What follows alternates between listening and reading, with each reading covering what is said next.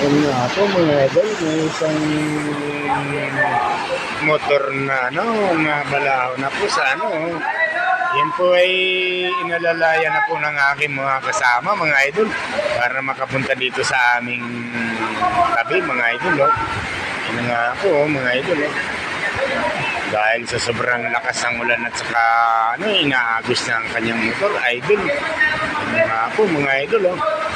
Ninyo naman po mga idol, ayan, ang lakas po talaga ng ulan mga idol. Ay sabi ko nga po mga idol, tulungan niyo po yung mga ganyan na mga rider at itabi natin dito sa kalsada mga idol.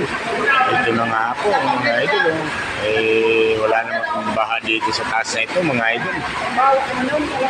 Yan na po mga idol, yan na po ang isa mga idol, yun na po ang aking kasama, tumulong na rin. Yan po mga idol. Yan po. Maraming salamat. Gawa na po yung isa. Nandito na rin po. Meron po pong isa na hindi po na gawa na po sa lakas ng agos ng tubig po dito sa Lukban, Quezon, sa kalsada. Yan na po mga idol. Ito na po mga idol. Tulungan na po. Dito na po.